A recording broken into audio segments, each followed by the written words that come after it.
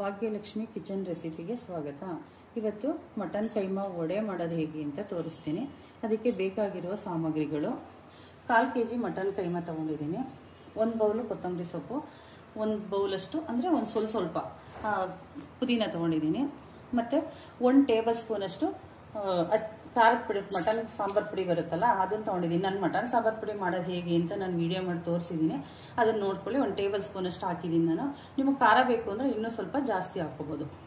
ಮತ್ತು 1 ಬೌಲಷ್ಟು ಈರುಳ್ಳಿ ತೊಗೊಂಡಿದ್ದೀನಿ, ಅರ್ಧ ಬೌಲಷ್ಟು ಹುರ್ಗಡ್ಲೆ ಇರುತ್ತಲ್ಲ ಅದನ್ನು ಪುಡಿ ಮಾಡಿ ಹಿಟ್ಟು ಮಾಡ್ಕೊಂಡು ಇಟ್ಕೊಂಡಿದ್ದೀನಿ, ಅರ್ಧ ಬೌಲಷ್ಟು ಕಾಯಿ ತುರಿ ತೊಗೊಂಡಿದ್ದೀನಿ, 1 ಮೊಟ್ಟೆ ತೊಗೊಂಡಿದ್ದೀನಿ. ಅದು 1 ಮೊಟ್ಟೆ 1/4 kg ಕೈಮಕ್ಕೆ ಜಾಸ್ತಿ ಆಗುತ್ತೆ, ಅದರಿಂದ ಅದರಲ್ಲಿ ನೋಡ್ಕೊಂಡು ಸ್ವಲ್ಪ ಅರ್ಧ ಹಾಕೋಬೇಕಾಗುತ್ತೆ, ಅದಕ್ಕೆ ಆ ಥರ ಹಾಕ್ಕೊಂಡಿದ್ದೀನಿ.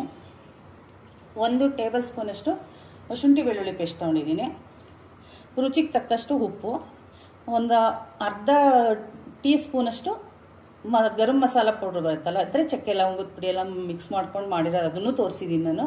ಅದರಲ್ಲಿ ಒಂದು ಅರ್ಧ ಟೀ ಸ್ಪೂನಷ್ಟು ತೊಗೊಂಡಿದ್ದೀನಿ, ಒಂದು ಅರ್ಧ ಟೀ ಸ್ಪೂನಷ್ಟು ಅರಿಶಿಣದ ಪುಡಿ ತೊಗೊಂಡಿದ್ದೀನಿ. ಇದಿಷ್ಟು ಬೇಕಾಗಿರುವ ಸಾಮಗ್ರಿಗಳು. ಇದನ್ನು ಮಾಡೋದು ಹೇಗೆ ಅಂತ ತೋರಿಸ್ತೀನಿ.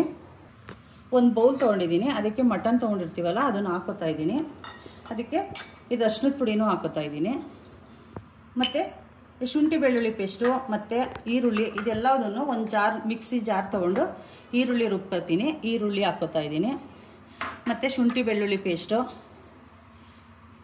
ಚಕ್ಕೆ ಲವಂಗದ ಪುಡಿ ತೊಗೊಂಡಿರ್ತೀನಲ್ಲ ಗರಂ ಮಸಾಲ ಅದು ಹಾಕ್ಕೊಳ್ತಾ ಇದ್ದೀನಿ, ಮತ್ತು ತೆಂಗಿನಕಾಯಿ ತುರಿ ಇದಿಷ್ಟನ್ನು ಹಾಕ್ಕೊಂಡು ಇದನ್ನು ನೀರು ಹಾಕ್ಕೋಬಾರ್ದು, ಸಣ್ಣಕ್ಕೆ ರುಬ್ಕೋಬೇಕು. ಅದ್ರ ಜೊತೆಗೆ ಖಾರದ ಪುಡಿ, ಮಟನ್ ಸಾಂಬಾರು ಪುಡಿ ತೊಗೊಂಡಿರ್ತೀನಲ್ಲ ಅದನ್ನು ಹಾಕ್ಕೊಂಡು ಸಣ್ಣಕ್ಕೆ ರುಬ್ಕೋಬೇಕು. ಈಗ ಕೈಮದ ಮಟನ್ ತೊಗೊಂಡಿರ್ತೀನಲ್ಲ ಅದು ಅರಿಶಿಣದ ಪುಡಿ ಹಾಕಿರ್ತೀನಲ್ಲ ಅದನ್ನು ಇದ್ರೊಳಗೆ ಹಾಕ್ಕೊಂಡು ಇದನ್ನು ಸ್ವಲ್ಪ ಹೊತ್ತು 1-2 ನಿಮಿಷ ಸಣ್ಣಕ್ಕೆ ರುಬ್ಕೋಬೇಕು. ನೋಡಿ, ಮಟನ್ ಹಾಕ್ಕೊಂಡು ಮಸಾಲೆ ಒಳಗೆ ಈ ಥರ ರುಬ್ಕೋಬೇಕು, ಸ್ವಲ್ಪನೂ ನೀರು ಯೂಸ್ ಮಾಡಬಾರ್ದು. ಇದನ್ನು ಒಂದು ಬೌಲ್ಗೆ ಹಾಕೋತೀನಿ.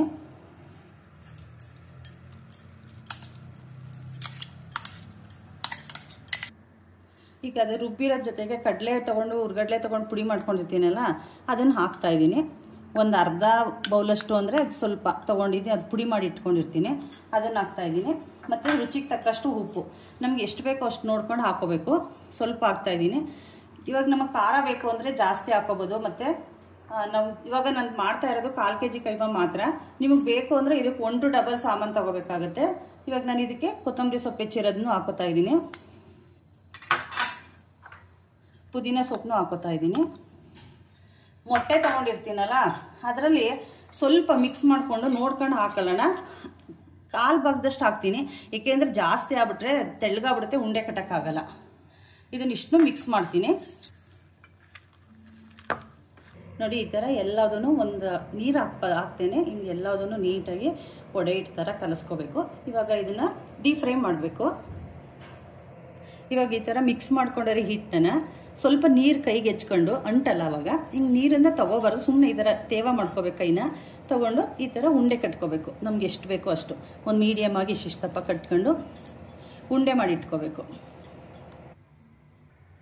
ನೋಡಿ, ಇವಾಗ ಒಂದು ಬಾಣಲಿಲಿ ಎಣ್ಣೆ ತೊಗೊಂಡಿದ್ದೀನಿ, ಅದು ಡೀಪ್ ಫ್ರೈ ಮಾಡೋದಕ್ಕೆ. ಎಣ್ಣೆನ ಚೆನ್ನಾಗಿ ಕಾಯಿಸ್ಬೇಕು. ಕಾದಾದ್ಮೇಲೆ ನೀರು ಇಟ್ಕೊಂಡಿರ್ತೀವಲ್ಲ ಈ ಥರ ಕೈಗೆ ನೀರು ಹೆಚ್ಕೊಂಡು ಸ್ವಲ್ಪ ನೀರು ತೊಗೋಬಾರ್ದು, ಸುಮ್ಮನೆ ತೇವ ಮಾಡ್ಕೋಬೇಕು. ಇದನ್ನು ಉಂಡೆ ಕಟ್ಕೊಂಡಿರ್ತೀವಲ್ಲ ಇದನ್ನು ವಡೆ ಆ ಥರ ತೆಳ್ಳಗೆ ತೊಟ್ಕೋಬೇಕು. ಇದನ್ನು ಇದಕ್ಕೆ ಹಾಕ್ಬೇಕು ಬಾಣಲಿಗೆ.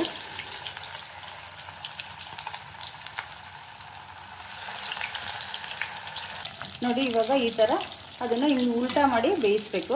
ಒಂದು 5 ನಿಮಿಷ ಬೇಯಿಸಿದ್ರೆ ಸಾಕು, ಗುಳ್ಳೆ ನಿಲ್ಲಬೇಕು. ಮಾಮೂಲಿ ನಾವು ವಡೆ ಬೇಯಿಸ್ತೀವಲ್ಲ ಆ ಥರ. ನೋಡಿ, 5 ನಿಮಿಷ ಆದಮೇಲೆ ಈ ಥರ ಗುಳ್ಳೆ ನಿಂತ ಮೇಲೆ ಬೆಂದಿರುತ್ತೆ. ಇದನ್ನು ತೆಗಿತಾ ಇದ್ದೀನಿ. ನೋಡಿ, ಈ ಥರ ಬೆಂದಾದ್ಮೇಲೆ ಈ ಥರ ಬರುತ್ತೆ. ಈಗ ಪ್ಲೇಟಿಗೆ ಸರ್ವ್ ಮಾಡಿದ್ದೀನಿ. ಟ್ರೈ ಮಾಡಿ, ಟೇಸ್ಟ್ ಮಾಡಿ, ಕಮೆಂಟ್ ಮಾಡಿ. ಈ ರೆಸಿಪಿ ನಿಮಗೆ ಇಷ್ಟ ಆಗಿದ್ರೆ ಚಾನಲ್ನ ಸಬ್ಸ್ಕ್ರೈಬ್ ಮಾಡಿ ಮತ್ತು ಲೈಕ್ ಮಾಡಿ.